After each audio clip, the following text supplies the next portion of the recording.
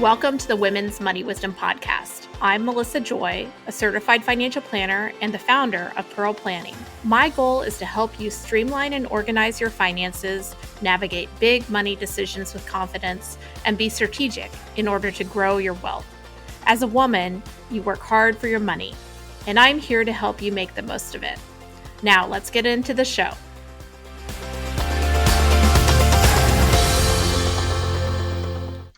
I am so excited about this topic. We do not talk about it enough. We just gripe about it and we don't really get into the details. We're going to be talking about the costs of childcare, both the ones that you know about, the parts of your checkbook that are just overcommitted at the beginning of the month, but also the parts that are under the surface. And we have an expert guest along for this conversation. I'm pleased to have Heather Boneparth, who is a recovering corporate attorney and now runs business and legal affairs for Bone Fide Wealth in New York City. Along with her husband, Heather wrote her first book on millennials and their money while on maternity leave with their first daughter. Now she's working on her second book about love and money and writes a weekly newsletter called The Joint Account. And actually that newsletter, which we will include in show notes, is the inspiration for this podcast episode. She had a recent article on the invisible costs of childcare. Let's talk about it, Heather. Welcome to the podcast. Thanks so much for having me, Melissa. I'm so happy to do this. Well, this is something that's always on my mind. My kids are a little bit older, and so our childcare costs are more like summer camp nowadays. But on the Pearl Planning team, we have baby in utero, newborn twins, and kids all the way up to in their 30s. So we know, just talking amongst each other and caring about each other here on the team, how hard it is nowadays to deal with childcare, which your article or your, blog really highlighted. Can you talk to me about what everybody's going through here? Yeah, sure. Absolutely. That may have been one of the easiest newsletters that I'd written in a very long time, just because, like you said, we're living this every single day. And for the past, 8 years, my children are 5 and 8 now. And we've already lived through at least one life cycle of care, which is, having small children. I mean, I had an 11-month-old and a 4-year-old when the pandemic began and kind of turned childcare upon its head. I mean, it was always a strained industry. And I think we've only seen it get worse. And the demand has risen and risen for formal childcare. And people have kind of, as the demands have risen and the supply have remained the same, if not decreased, we've seen people kind of have to put together these patchwork systems to make their life work. And I don't just mean make your life work so that you can go lay out at a pool somewhere. I mean, just to do your job and to fulfill your obligations during regular business hours, because there's really a mismatch between the way that our society has an infrastructure to support working parents and what's actually being offered. It is not one-to-one, and it's really tough. And I struggled with it. I see people struggle with it every day. We're interviewing couples for our book that struggle with it. It's just ever present, and it's constantly in motion, as I'm sure you know. That's one of the challenges. Is I was trying to think back as I prepared for this episode, and we went through so many iterations, starting with an in-home daycare when we had our son, and I remember dropping him off at 7 or 7:30 as I had an hour commute back in the day. 15 years ago, his birthday is actually next week, to turn 15, all the way to, having 2 different sets of places to drop off when he was in Montessori and our daughter was in a traditional daycare. Right. And we also spent several years with a full-time nanny and went through the process of figuring out how to pay for that, including her taxes and benefits and things like that. So one of the constants is what shoe is going to drop, what problem are we going to have, Yes. where we need to change for, they're just aging out of one situation into another. I think that is probably, if there was one piece of advice that I could ever give a new parent or a parent to be, and I actually just gave it to a girlfriend of mine last year who was pregnant and trying to figure out childcare and was very much she spoke about it in such a finite way. It was well, once I get this worked out, it'll all be fine. And I said, I hate to burst your bubble, but the only thing that you can plan for with children is your ability to sustain change and to kind of weather whatever that change is. Because every year is a different labyrinth of plans that need to be made. I mean, and different complications that have to be addressed. Like you may have something that works for 6 months to a year, and then you realize the following year it no longer works, whether it's because your job obligations have changed or because the care situation has changed. It's just too dynamic to ever really think you've won. And I guess that's similar to like money in many respects. Like it's too dynamic to ever think you've won when something happens once. You just have to kind of be able to have your finger on the pulse of like, is this working for us? Is this not working for us? Like support is fluid and you may have to like tweak it. You may have to tweak it as you go and like not be afraid to switch things up. Well, I think sometimes people start with, oh, I've got like, when they are in the birthing room, they're thinking about how do I get, and this depends on the location, probably more for you than us where there's more prevalence of public school, but it's like, how do I get them in the right school if you're in, New York City or something like that. For kindergarten, when you just need to, first of all, take care of your health in the first, in the postpartum phase, and then figure out if the very first childcare situation is okay. And I have friends that are worried about, well, if we don't get into this school, I'm just rewinding, so this isn't a recent conversation, but if we don't get into this, elementary school, then we might not get into the right high school, which might not be the right college. And it's like, whoa, you have no idea what your kids' needs are going to be. And they may or may not be, need to go to Ivy League. It may be that you're dealing with extra needs or things like that. And so resilience is like such an important tool, and focusing on what you control. And the opposite of like long-term, like 20 years from now, sometimes it's just the short term that you need to be okay. Right. It's so funny when you said that. It just reminded me of, I'll tell a funny quick story. So we gave birth to our first child in New York City, where I lived for over a decade. So our office is still in the city, but we moved to the suburbs. Spoiler alert, we moved to the suburbs. It happens. That's another, like, we can spend the same amount of money as we are now. It's pretty much going to look the same. And then that first kid starts walking and you're like, this is not the right amount of space for what's about to happen. No, but it's funny that you said that about the schools, because New York City, so I gave birth at a very large hospital, Mount Sinai. And I'll never forget, like everyone told me the minute the baby comes, Douglas needs to run out of the room, go find the nursing station. And there's one woman who monitors a clipboard, and the clipboard is who dictates what room you get. And you have to of course you have to pay for the room because it's New York City. So you got to pay cash for the room. So I haven't even like the baby just came, he's out. I'm like, you got to get the room. That was as like much of a metaphor of raising children in New York City. It was like, you can't even breathe.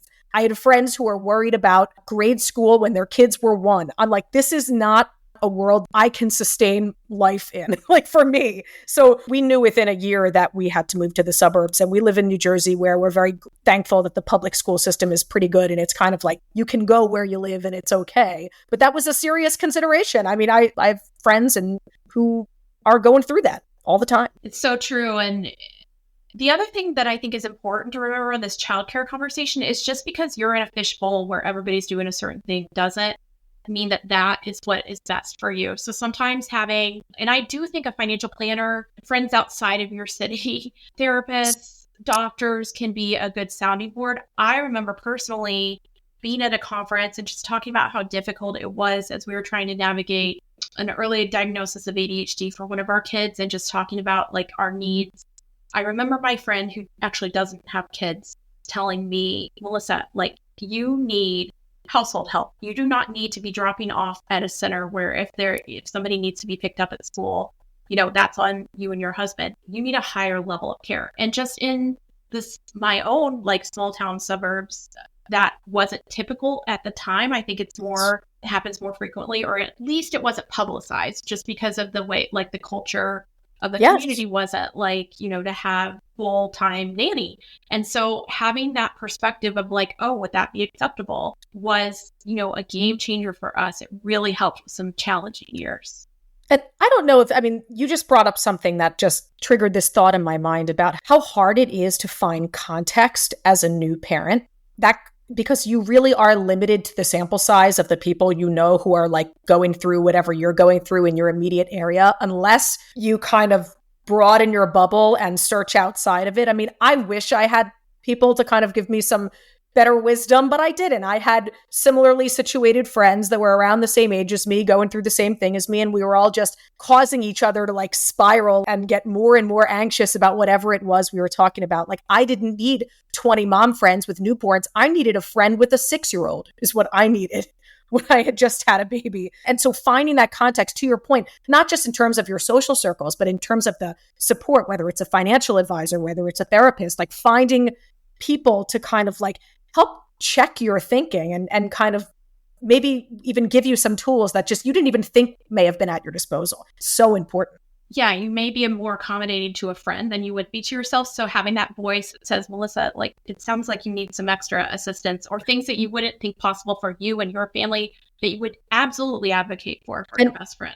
Yes. And we did the same thing, actually. We were the first family in our area that I knew that hired supplemental afternoon childcare, which meant, yes, we had our kids in a preschool setting that required us to like run to work on the train late, run home early. We were always late. Like the school director was like holding her in the office every day. And I'm like, I feel like I'm on the clock and there's like a ticking clock every day and I can't live like this. Like I was stressed. And we were the first, I mean, this, to Douglas's credit, this was kind of his thinking of, we don't need a full-time nanny. That's not what our needs require. But if we could just find a grad student or somebody who could spend between the hours of 4 and 7 p.m. with us, they could pick up our daughter so she's not stuck there in aftercare. Like she can be in the comfort of her home. You know, we can get a little flexibility on the back end of our day, whether we're home or not, and just kind of like, even if we were home, enjoy her a little bit, get to ask her questions, not just be running into the next thing, the next thing, the next thing. Well, and how do you even have the space or time, especially for, I want parents that are staying home to be seen in this conversation, but also I'm thinking back to when I was commuting and working and didn't own my own business and had, to figure this stuff out. There wasn't a lot of I didn't have that mom's group to be like, what are you doing for this or that? And when I went to the car line to pick up, I was so busy like dropping and running that I wasn't building the social connections to have like that backstop of like, hey, I'm running late. Like, can you grab my kid or things like that? So, making sure that you're not isolated and do have the space and time for your own, kind of self-care is really important. And the same goes for mothers who work in the home as well. Right. Because I think, to your point, they need to be seen as well. And that's one of the goals of the book that we're working on. I mean, there's a whole section in this book about contribution. And I think we have way, way, way too narrow of a definition of contribution in this country. Yes, I mean, and you don't give up. I just had a conversation over the weekend with a parent of my kid's friend's parent talking about some household chores that she needed to do. And she mentioned like, well, I don't work outside of the home, so this should be on me. And it's like, well, there shouldn't be an assumption in a financial calculation necessarily. Like, it should be open to discussion because you didn't give up the opportunity to like ever have, for example, landscaping done by anyone except for you if you can afford it or things like that. There's no judgment. Right. Earning an income can't be the only thing that's assigned value in terms of your contribution, because by that measure, right, how could that possibly make sense, right? Like the example that you just gave. But I think that we see far too often women fall into that pattern, and it may not be intentional. I mean, no. What's interesting is, and this is anecdotal, but I find it very interesting because even I felt a little bit of this when I left corporate law to join Douglas in the practice. And I still work full time. In fact, I think I may work more now that I'm part of the family business and we're writing a book and doing all this stuff. But when I wasn't receiving that paycheck, that the paycheck that was tied to like Heather Boneparth lawyer receives this much money, this is the income I've worked hard. I found that I had a really, really hard time allowing myself to spend money for like at least a year on anything. I mean, things for the kids, sure, but like I felt like I wasn't allowed, and it wasn't Douglas's fault. He said, "What are you doing?" I'm like, "No one told you to stop living your life." But there was something about like I don't think I realized how much I tethered my self-worth to my job until that's a whole nother episode, and I 100% agree. And I would also advocate for anyone listening in. I mean, it's so hard for Douglas too to say, don't just spend the money. Like that doesn't fix it, right? Like we're talking about a mindset. that is not an easy on-off switch. It needs to have some deeper discussion about what does this mean and why. And so if you work with an evolved financial planner where they can see that would be more like, because it would be easy there are many financial advisors that would also be like, no, you can spend it, case over, but I do think if you have a discussion with someone who can be a little bit deeper in terms of meeting and understanding, that can help to uncover a safe zone, whether it's needing to replicate, $1,000 a month that is like yours in a like spend how you would have spent it otherwise, or whatever it is to, fix it not fix it, but like introduce that concept for you in a way that's healthy and fair. 100%. So part of your article too talked about, the need, and this isn't just a cost like dollars per week, but it's also a cost of mental baggage, the need to maintain, and who in your family is doing it, holiday care, summer camps. What is the plan for summer when your kids get, like I have kids now in the in-between age. It's few and far between what boys, 15-year-olds, for example. My son really wants to work, tough. But if he does work, we're going to have to take and pick up. He's not driving. It's, that's a job for all of us in the family. Thinking about, sick days. Now the assumption is, oh, you're sick, you work from home instead of, like you don't want to burn that day for your vacation, stuff like that. Teacher gifts. I'm constantly like, oh, I signed the list, but then did I bring that tea I signed up for to school? I just need to send the whole office a gift basket and be like, disperse it as needed. Baggage is the right word, because these are things that require decisions to be made by someone. Oftentimes they are us, and they add up. They add up mentally, they add up financially, and they do have an impact on the other stuff that you're trying to do too. I mean, I could not, now that I've had two kids in two different schools for 2 years now. And my youngest is in pre-K and is about to go to public school. So it's going to get a little better. I put in quotes in that regard. But, two different methods of communication. One of them has an app. One of them sends email. One of them puts it in a newsletter. One of them has links within a newsletter. I mean, who could possibly manage? The invisible cost includes an invisible load. And it's really hard to quantify that, but we feel it. We feel it, and it impacts our work, and it impacts everything we do. Absolutely. And I think that, so I live in a very egalitarian household in terms of time spent, like in the car line and pick up. Just as we're talking, there's a text between my husband and son saying, hey, can you walk to my office after school until daughter's pickup? My husband is like, that's on his mental load typically, and I'm the exception where I'm doing that. But then like all those gifts, all those things, like nobody cares who the birthday party, like who's doing the birthday party, or if it's not me. And so like, I do think sometimes maybe it's worth, I always recommend like a monthly, like kind of financial coffee with your partner or significant other, where you're going through like what's going on. This would be a good thing to be on the list, like make a plan for the school year. And if you're just the one that has all the things on the list, maybe you can lay it out in a spreadsheet of like, this is all that happens and who's going to be responsible for what in the, for the summer or for the school year. 100%. 2 points on this, two things that we have at the beginning of each season. When the girls start a new activity, we now have a discussion about who's going to own that activity. And from start to finish, I told, and this was a problem in our household, and Doug owns it. Like, this was a major problem. And it was not, again, intentional. It just kind of happened because I'm a doer. I'm an organizer. I'm on top of my stuff. And so I just kind of, assumed that role. But as the things piled up, it was just too much. And I told him, I'm like, you don't even know what they're even doing. Like, you don't even know what the activities were. This was like a couple years ago. So we decided this year, Doug would own swim, let's say. And it needs to be every email. I said, my plan, I need to be to the point where I can delete the swim emails. I'm not even going to read them. And I want you to know I'm not going to read. And everything from buying the bathing suit all the way through the party at the end of the year and the gift, it has to be you. And he did. And it was honestly like it sounds crazy, but it was like the greatest change. And I think it felt good for him to take that ownership too. I mean, I don't think that a partner necessarily feels good when they don't know what their family's up to. Like, I don't think that it's a good feeling for them either. I mean, I think that there's a level of ownership you have to kind of give people, and they can run with it.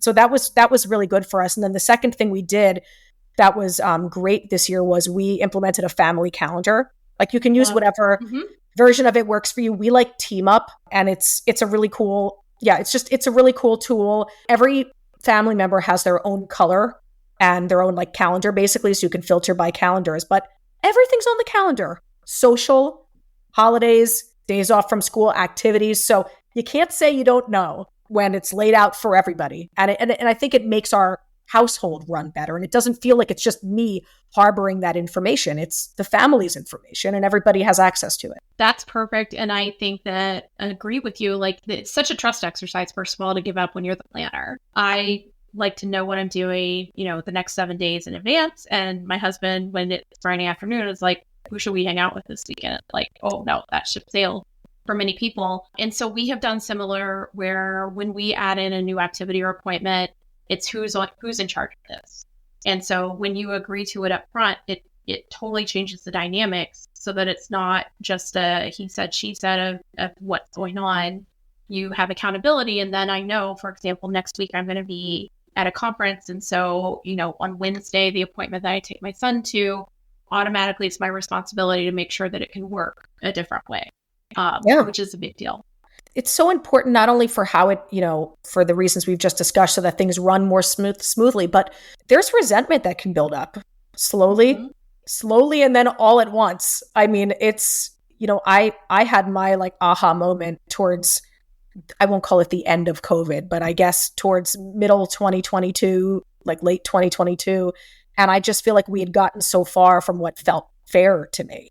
And it wasn't intentional. It was just the combination of us sitting in our house, me having a job that was work from home. Doug's opportunity cost for his business to grow was greater than mine at work. And I had a very stable corporate job that like really wasn't going anywhere from my standpoint. And it just kind of like the other stuff fell on me, but it was too much for one person to handle. And we reached a point that I was getting mad at his success. And that was so far from who we are. I mean, we've always been a team. We met in college. We've been together for years. And we're very intentional too. And I don't really know how we let it get to that point, but I resented him, and I was starting to resent his success. And that's not a good place to be. It's not a good place for a marriage to be or for a career to be. Well, let's go there, because let's talk about how the invisible costs of childcare goes into countless conversations about what their human capital as a couple. So in many cases, with many of the people that we work with, at many points of the relationship, they're both working. But there are also transitions. You guys have gone through a transition where your career changed. I think so many times there's a binary consideration of, hey, childcare, because now we have 2 or 3, goes from 20,000 to 50,000, or whatever the numbers are. And then you start to look through, well, who's working? And then you do a calculation of that opportunity cost of like, well, if one person worked less versus the other, and what would the impacts of career? And it's easy to be like, this is the person that will discontinue working. And not that that's not the right answer in some cases, but there's a lot of implications over time. You pointed out in your article that there is cost in terms of the net worth of it, or human capital of an individual person, that multiply when someone takes time out of the workforce. I know working with divorcees and widows that, it's very difficult to go when you're 55 and say, oh, I need to restart my career. I should be making $150,000 a year right now because I was, attorney 25 years ago, or things like that. So how do you talk about, well, how did you navigate those decisions yourself, first of all?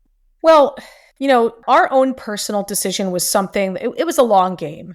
Doug and I played a long game in terms of the risk that, that there's inherent risk in having your own financial planning practice. I was going to say, if you're entrepreneurial to begin with, which we know that you both are in terms of this book project, other books, et cetera, et cetera. Yes. So, we both are conditions. Yes, well, but we both are, but we've always viewed risk as like an ebb and flow in terms of, and we've always viewed our careers as, holistic isn't the right word, but yeah, like a team. Like we have communal aspirations in the sense that like we knew that it made sense at a certain time for Doug to take risks. And at that time, it was also the right time for me to hold down a stable corporate job. It gave us the health benefits. It gave us stability and certainty and income. The hours were not terrible. I had, the support of a corporate infrastructure, kind of like we built the firm on the back of my corporate job for over a decade. And that worked for us for quite a long time. But there comes to be a moment where you say to yourself, like, it's really hard when you've gotten comfortable with something to change that thing. And I think that goes back to this idea, right? Like that I guess we were almost leaning into, which was like, there's numbers, like saying, okay, it makes sense to not hire a nanny and for me to leave my job because the cost of childcare is about the same as my salary. It is not as simple. We cannot look at numbers in a vacuum. We have to look at the overall of how people feel, what it's doing to your family, to your relationship, to you individually, what the long-term opportunity costs are, what the long-term return will be on the risks that you take, potentially, and kind of consider all of those things in a much more dynamic way than just like, well, childcare is $50,000, you make 60, maybe you should just leave. It is just a way, way more dynamic thought process than that. And so when is the right time to make a move? I think that's what's a really hard thing to figure out, right? I mean, the numbers said that, it was great. Firm's doing great. I had a job that was also bringing in a salary. That's great. We were both working from home. We were saving a ton of money on commuting costs and about like all other sorts of things. Like everything was great, except I wasn't great. Right. That matters. And that matters. And so and when we think about like, it was a difficult moment to even say out loud that I feel like we lost the plot on my own ambition and that I was ready to say like, what about me? I'm supposed to have been a part of this the whole time. And so, and there's no like price to really put on that, but I think financially you want to be in a stable enough position to kind of like make that make sense. Which we were. I mean, it's not, and so it's tough though. There is no like one right answer. It's so personal. And I've been in two kind of oh crap moments over the last 7 or 8 years. At one point in time, I was in a partnership and before we're starting my own firm and the partnership fell out and I was the person that needed to leave. And so I made that phone call. We had a full-time nanny and the first person I told was my husband, and I called Jeff and it was like, hey, I'm coming home, like shit's hit the fan, like I'm out of here and everything's fine. We like, because of our financial planning and of course, advantages, because that's what I think about all day, but because of our financial circumstances, then everything's okay was the first thing I was able to say. And then the next was like, please tell our nanny that she has a job. And even though she's going to find out about this, like, we didn't have to, like, we did have a backstop so that the first thing, it didn't have to be like, how do we completely change our lifestyle because we were overcommitted. Sure. And then similarly, my Jeff got laid off during the pandemic. And same thing, like, it's okay. We don't have to replace your income this week. We don't have to find whatever job will take you. And that is such a gift. Right. And it's so personal. Then it's like, okay, what do you do next? It's not like, how do you replace this exact amount of income? In our case, it felt right to start a company. I didn't want to, work for somebody else when I'd been a partner before and, for all the reasons, but we had the space and time to figure out what was going to be best. And that was because of financial planning. Yep, absolutely. And I think that's the goal, right? Is to marry the feelings to the finances to come up with what makes sense. But what makes sense in the sense that you can both feel good about it too. Not just what the numbers dictate you have to do, but what you can agree to and you both feel good about. Like I had almost left my career a couple of years earlier when I had a major like shakeup right after the birth of our second daughter. And from an emotional standpoint, Doug is such a fixer. He just he's like, come work at Bone Fide Wealth, it'll be fine, like blah, blah, blah. And like, I really almost did. Like we thought about it. He's like, just, it's fine. It makes complete sense. This was before the pandemic. Mm-hmm. And if I was more of an emotional person and I was pretty emotional because I had just given birth, but if I was more of an emotional person, I would have said, totally, screw it. I'll just come on board then. But it wasn't the right time. It wasn't the right time for me professionally. And it wasn't the right time for the firm and the size that the firm was when it was still in growth mode. It just like wasn't the right moment. And so I ended up getting another job that I stayed at through COVID. They treated me incredibly fairly and well. And I'm very thankful that I didn't go when I did, and that when I did go and join the firm, all signs in the universe pointed to it being the right time. And we all felt really good, and it was something we could celebrate. And yeah, we got it right. And that doesn't mean that it'll be right forever.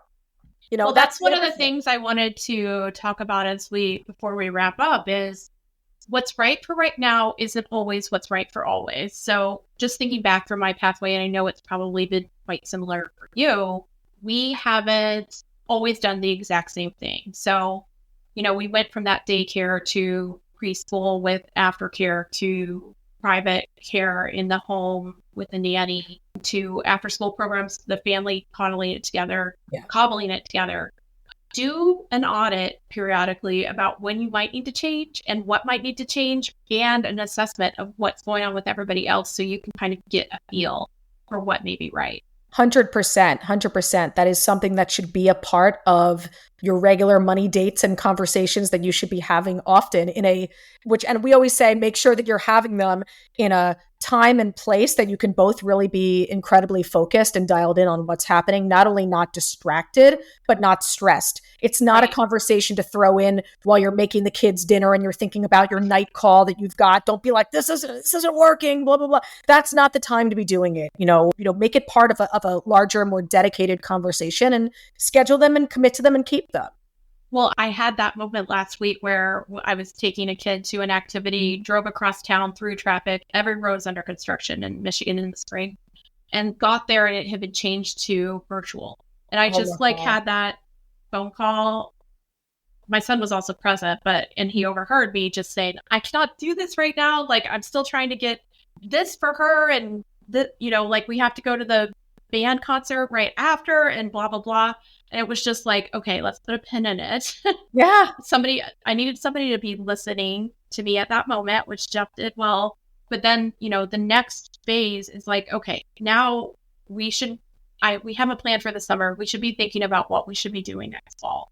Of like, do we need to do any adjustments? Would it help to have somebody that can drive to some activities because we still have to wait another year to have a 16-year-old? Some of those things. So always be thinking when, have your contingencies or your discussions about what may be changing when, so that it's a little bit ahead of when the crisis is coming. Yeah. But again, that just goes right back to our original part of this conversation about, from the time they're born up until they're out of your house.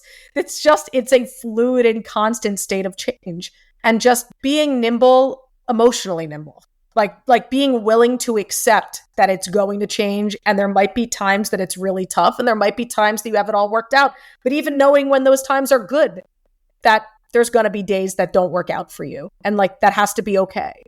Or else. I see people over time with the money and time and mental, emotional resources.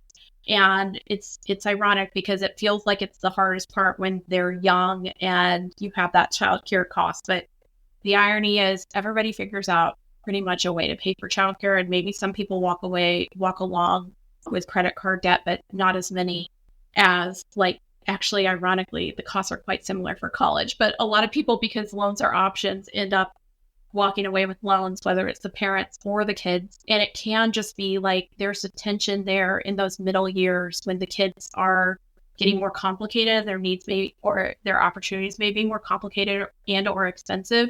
And then your parents may need extras too. So don't assume that it's just it's smooth sailing after you only have to deal with after school and summer camp. Because I see a lot of people with kids in their teens and early 20s that are great long-term for their retirement, but it's hard right now. Yeah. Absolutely. It just kind of happened to us. We just made our last preschool payment of all time. Congrats, high five. Yes. But we're sending our older daughter to sleepaway camp this summer for the first time. And that is expensive. And so, well, one cost is out the door, another comes in. So yeah, we're living that. We're living that right now. Well, keep up the conversations. This is a part of a series, right? On the invisible costs. Yes. The invisible costs will continue, and some of them will be silly. Some of them will be serious. I think we did travel a week ago, but I've got a whole lineup. I love the idea of poking into some things that might just be overlooked conventionally and just not making spoken the about. space, Yep. especially the space where you are writing with a point of view. Many of our clients, this podcast is for women, but many of our clients are in a relationship. And so, there's two people in the room. I love that you write something that is a conversation starter amongst each other versus his or hers. So thank you. That is the goal. That is the goal. Well, thanks for being on the podcast, Heather. Thanks so much for having me.